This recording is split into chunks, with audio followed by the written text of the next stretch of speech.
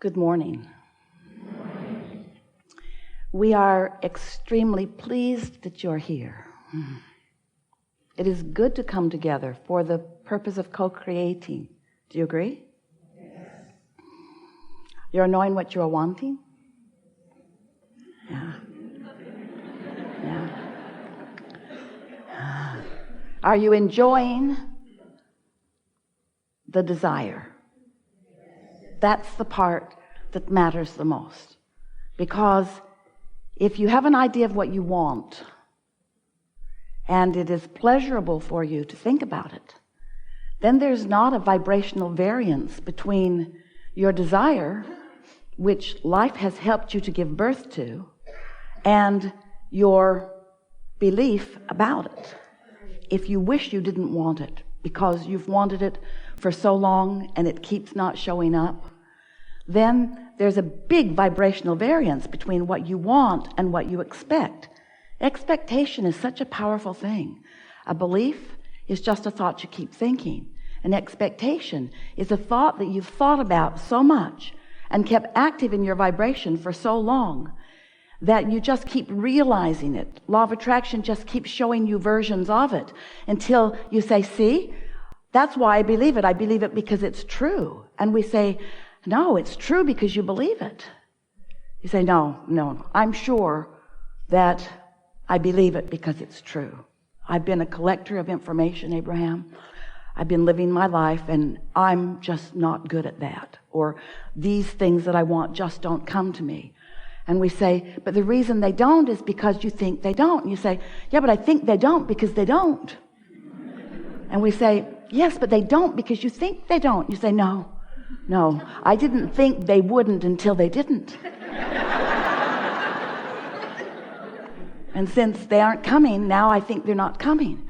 And we say, well, somehow you've got to figure out how to break that cycle, because the universe is not giving you what you're saying with your words. The universe is giving you what you're offering vibrationally. And what you're offering vibrationally, in other words, the universe is giving you what you mean. The universe is giving you what you expect. The universe is giving you what you've practiced thinking about. And so we get it, that it's not the easiest thing in the world. In fact, it might be one of the hardest things in the world to think differently than what is.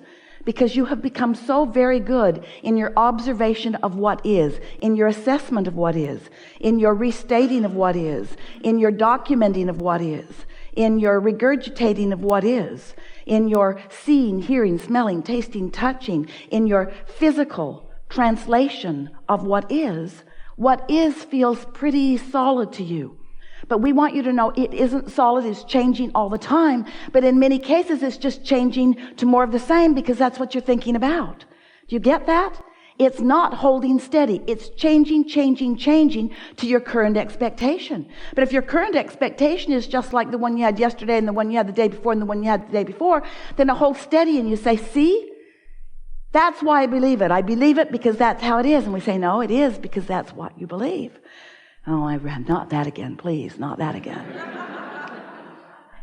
So we want to help you to realize that you are so much more than this physical being that you know as you, this magnificent physical being that you know as you, that you are an extension of source energy, and that source energy part of you exists even now.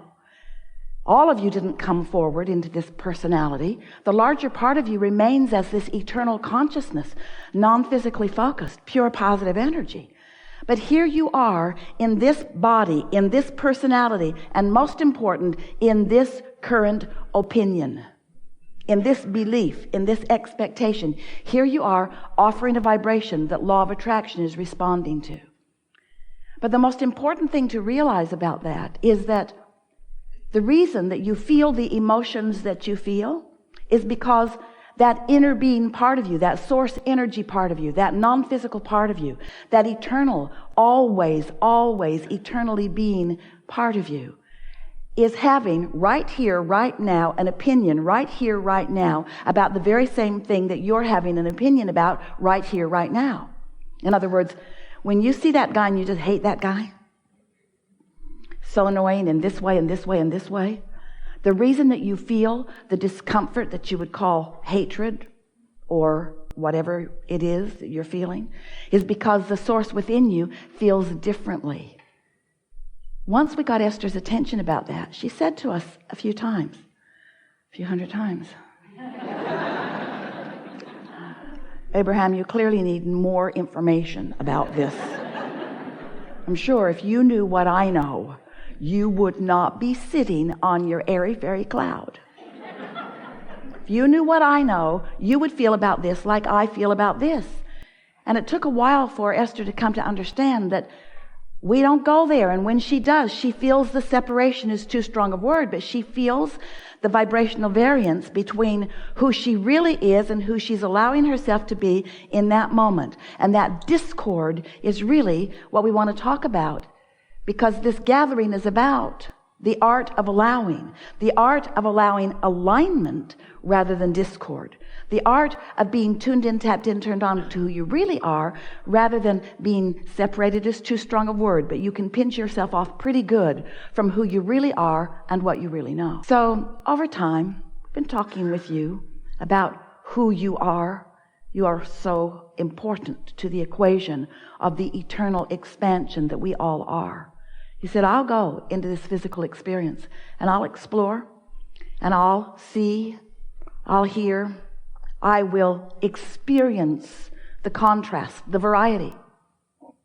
And out of it, I will come to my personal conclusions about what I personally prefer. And the reason that you did that so clearly, you knew that so clearly before you got here, is because you understood that the whole purpose of the variety is for choosing. You said, I'll make choices that are important to me. And you knew that in doing that, you would launch rockets of desire, that you would send out vibrational rockets, because you weren't even considering your vocabulary in those days. You knew that you were an emanator of perspective, that you would emanate with clarity whatever it was that you were giving your attention to. And when you know what you don't want, you emanate a rocket of what you do want. And we said, and we will remain here, non-physically focused, free of all resistance of a physical nature. And when you send off a rocket of something you prefer, we will hold steady to that rocket, and we will hold firm to the equation that you are establishing moment by moment. And as you evolve because of this time-space reality, so will we. And we will hold to the expansion that you carve out. And you said, okay. Sounded really good to you, because you knew that as we held to that expansion, that you would be able to tell in every moment by the way you feel how close to your expanded version you are holding, or how much you have deviated from it, you see. So your emotions let you know. If you're feeling wonderful, that means you've launched lots of rockets of desire, and you are in this moment not offering a thought, belief, or expectation that contradicts the desire that you hold. You're right up to speed with who you are. And in that moving with the flow of who you really are, you feel elation, you feel passion, you feel exhilaration, you feel really good, you feel love and appreciation, you feel joy.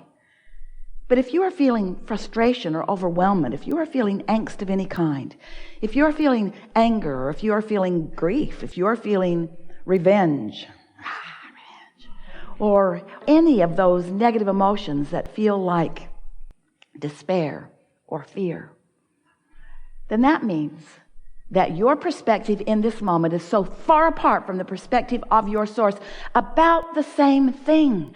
That's the most important thing to understand. It isn't that we are focused upon something entirely different and that's why we feel good. We're focused upon what you're focused upon and we feel good. And that is, no matter how you try to figure it out, what unconditional love really is. We maintain our alignment with that which is love, regardless of the condition. Now, Esther wants to say, well, Abraham, if you were in the condition where I am, you might be feeling differently. And we say, do not argue for your conditional limitations. If you will distract yourself from the condition that is causing you the separation from all that you are, from all that we are, from that which is life, from that which is love, from that which is source, if you'll just cut that out, you'll feel good. In other words, it's like the cork is bobbing up there on the surface of the water. You can hold it under the water. That's what negative emotion is. But when you let go of it, when you're distracted from whatever you're doing that's holding it down, it will bob right back to the surface where it belongs. And you are the same. If you're not bobbing, it's because you've got hold of things unnecessarily. You're holding the conditions of those unnecessary things in your thought patterns. And in doing so, you're practicing them because you think a thought for 17 seconds and another thought like it joins it. It doesn't take very much attention to something to get enough momentum going that you can cause what feels like true separation from your life, from your joy, from your clarity, from your abundance, from your well-being, from who you really are. So, cut it out. We are eager to talk with you about whatever is important to you. There is no order of business here. Nothing is off limits. What you will notice is a wonderful unfolding, because we had this gathering before we dragged your physical bodies here. In other words, who you are, what you've been living, what you want, is all part of the vibrational mix of all of this. So together, we're just going to find a way to sort it out with the powerful intention of helping you to close that gap between who you really are and who you may be allowing yourself to be in any moment. Life is supposed to feel really good to you. You're supposed to be having a wonderful time. You are supposed to feel good. But in order to do that, it takes some deliberate attention. It takes some deliberate focus, which means mostly it means you got to care about how you feel. You got to care so much about feeling good that you are willing to pay the price of feeling good. You have to care enough about feeling good that you are willing to use your emotions to help you in the choice of thought. And that's what deliberate creation is. So once you begin to put this emotional translation in the mix, once you begin to recognize that how you feel matters most of all, because how you feel is your in-the-moment indicator of how much of you are allowing to be present in this moment. If you knew how much backup you've got, if you knew how many advocates you have advocating on your behalf, you see, we know everything that you're asking for and where it is and what the path of least resistance to it is. We know where everything you want is and where you stand in relationship to it. That's a good thing. It's a good thing for you to know somebody who knows that, you see.